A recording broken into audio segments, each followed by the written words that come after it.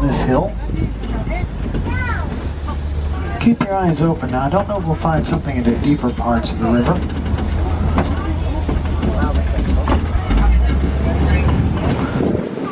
Keep our eyes as we move forward. Ah, there are some hippopotamuses in the river to your left. Hold on, let's see if we get some more views. We'll pull forward. Now the large white birds you see over on your left on the island, those are pink-backed pelicans. They're not exactly pink right now, but they will turn pink during mating season. That's when they nest together in large groups. They're colonial nesters.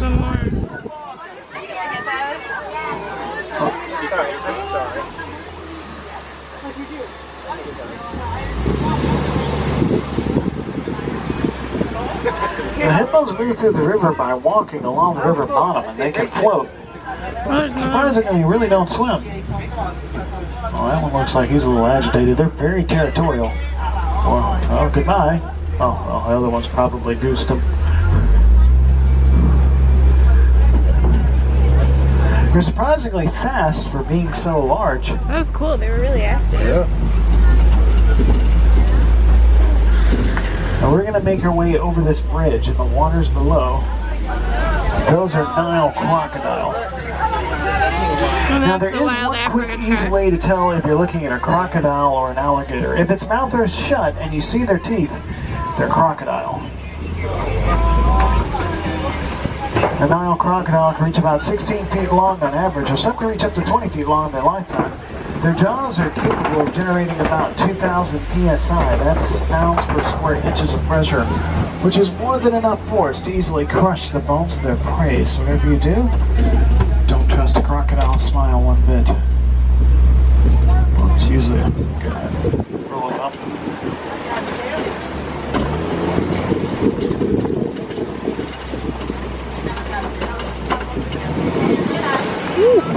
All right, we're going to make our way over to a completely different ecosystem. Speaking of different, if you take a look over on the right side of the vehicle, you're going to see a field bob tree, also known as an upside-down tree. You can probably tell why it got that name. Now, they take that appearance whenever they're in dormancy. They'll stay dormant up to 9 months out of the year, protecting themselves from drought by losing all of their leaves and conserving moisture in their trunks. That being said, they can live to be thousands of years old. Especially when they're fake like that one.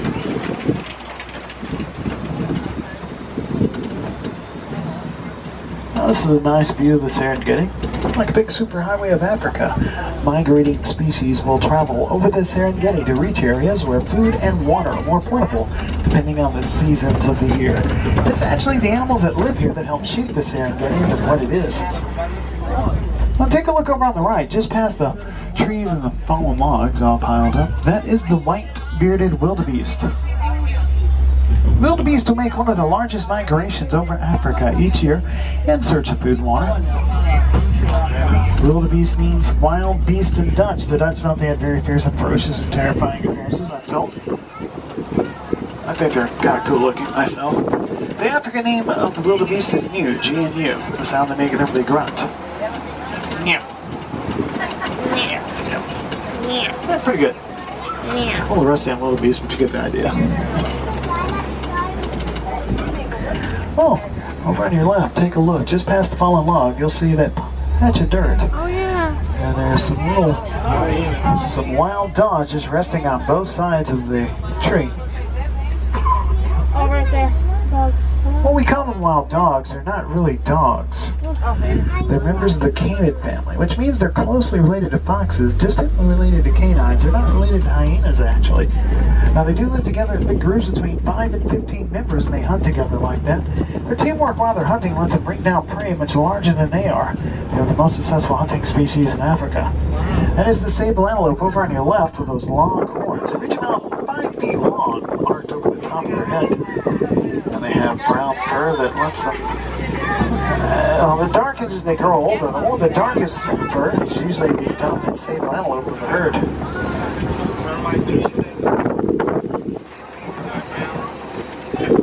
All around the vehicle are termite mounds.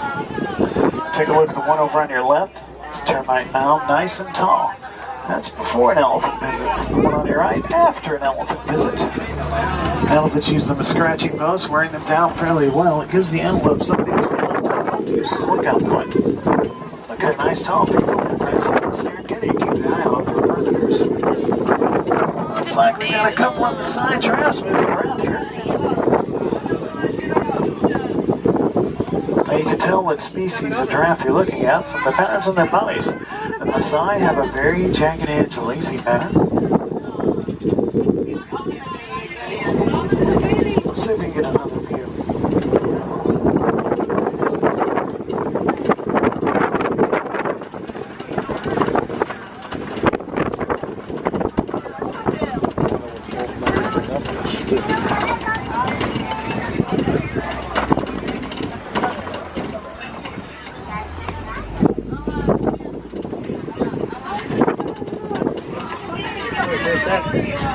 Well, hello.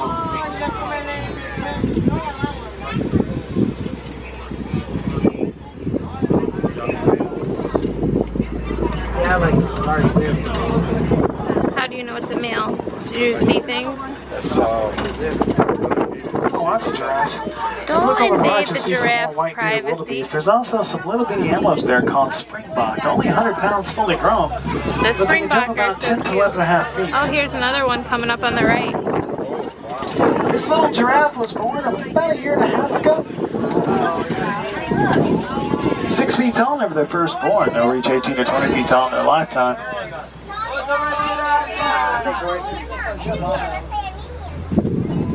Hey. I wonder if that's where you eat on the wild African trail. There's some Ankole cattle just behind the giraffe on the right. Ankole cattle horns reach about 5 to 8 feet long. They're not entirely solid though. Blood flows through those horns and disperses the excess body venom. Keeps them nice and cool.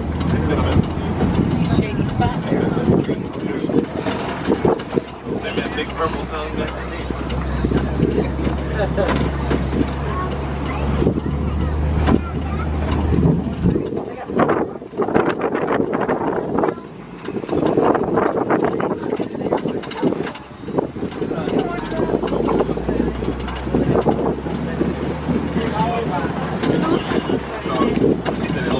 All right, let's continue along. Going to make our way over to some watering holes that mark the beginning of elephant territory, and yeah, there's an elephant right in front of us. Let's get a good view of them.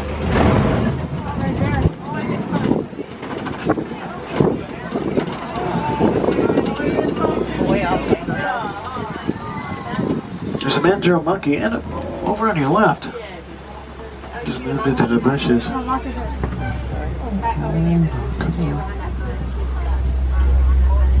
Largest monkey species in Africa. They weigh in at about 100 pounds fully grown. It'd be really tricky to find at times. Now that is a younger elephant over on your right, I think. It's an adult. Oh wow, there's another Kilimanjaro monkey. Usually you don't see them until they're out of the bushes. There's a few moving around in there. I have a feeling that there's a herd nearby. Now, most of the time when you find elephants by themselves, they're adult males. They're called bulls, but they usually weigh in at about 14,000 pounds. Well, that is a very large animal. It wasn't nearly that large, so I'm hoping that there's a herd nearby it may have wandered away from. Got to make our way over this old bridge, and there should be some more watering holes to the southeast of us. And don't worry, the bridge is fine. The duct tape and belling wire will keep together nicely. Don't worry about that noise. The only noise you have to look out for is like a really odd metal twisting sound like. Oh, that's really nothing to worry about, honestly, because look, half of you are safe already. Cross the wheels over. See, told you, nothing to worry about. Actually held together that time.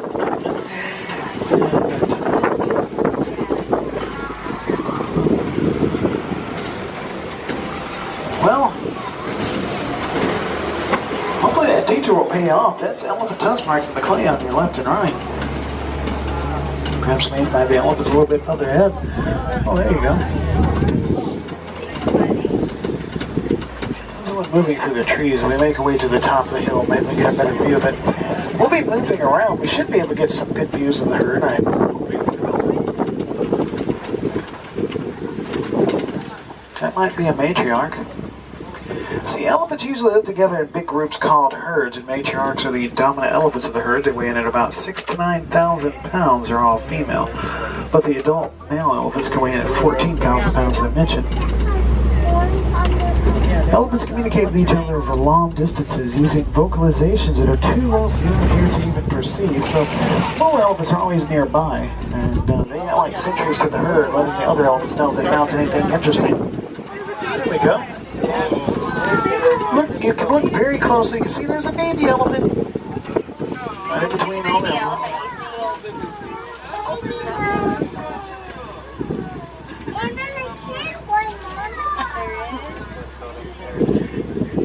She was born in December, that little girl elephant, and she's already approaching 600 pounds. That's a big baby. But she does have a lot of growing up to do. They do have childhoods almost as long as human beings, about 13 to 15 years. They'll stay with the herd before they strike out on their own. Matriarchs, the dominant elephants, stay with the herd their entire lives, teaching the younger elephants everything they need to know in order to survive in the wild.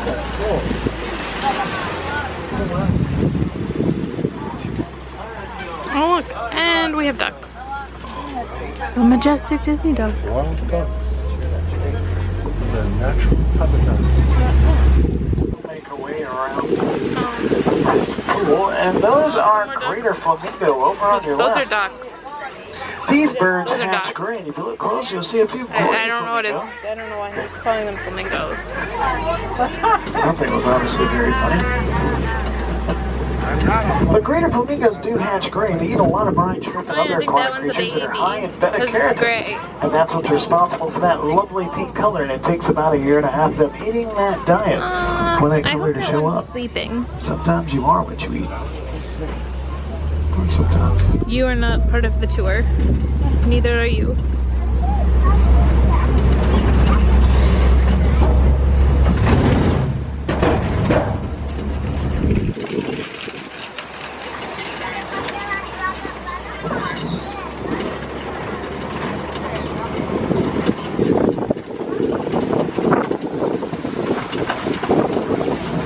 Rhino, I see it.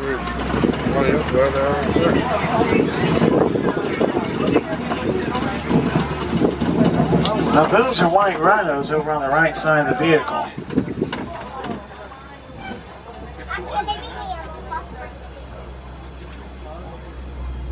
Also known as chubby unicorns.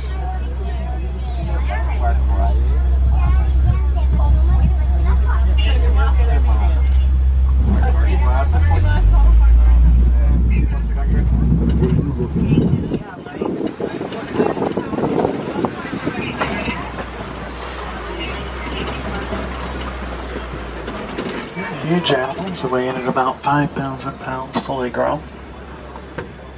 They can't see very well, but they do have very good senses of smell and hearing, so they know we're here. They're actually very laid-back animals. They live together in groups. Black rhinos are actually a little bit more shy and solitary and very territorial. White rhinos tend to move around a lot. They live together in big groups. That is a cheetah. Over on your left. If you haven't seen it yet, look in between the two trees just over the hedge. You see it? They can be very tricky to spot. But not intended. The spots in their fur are a camouflage after all. They blend in quite well with their environment. Cheetahs, usually you won't see them until they move, and they can definitely move. An average cheetah can run 60 miles per hour. That alone makes them the fastest land animal in the world. If that wasn't enough, some cheetahs can run even faster. There have been exceptionally fast cheetahs have been clocked at speeds over 70 miles an hour.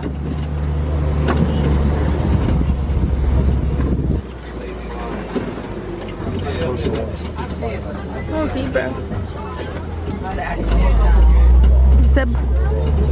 Yep.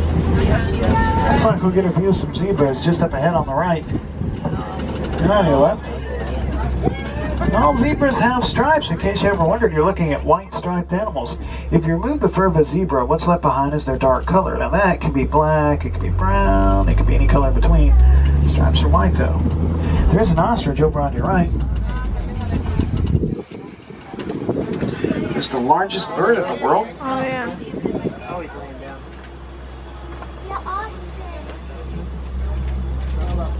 lay the largest egg in the world.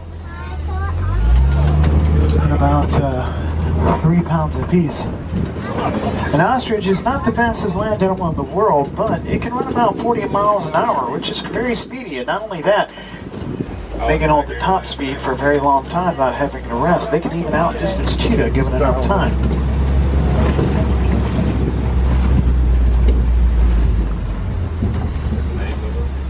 Small baby pigs, where are they?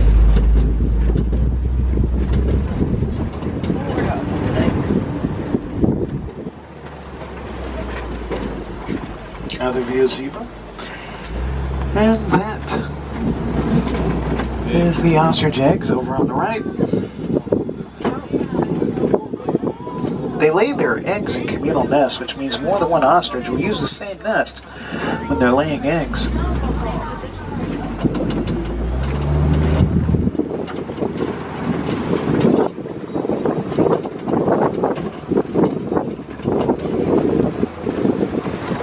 Take a look over on your left, folks. You can see the warthog.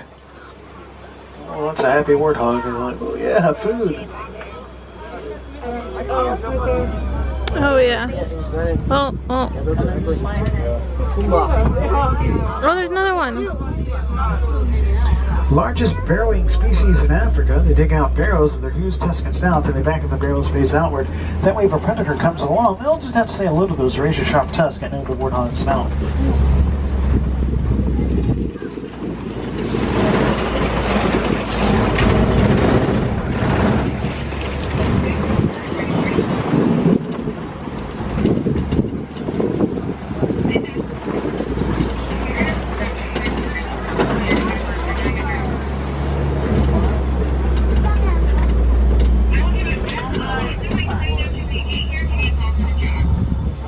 Now over on your right is the yellow-billed stork. It says carnivorous birds will eat anything they can get that long yellow beak on. Frogs, fish, and even snakes.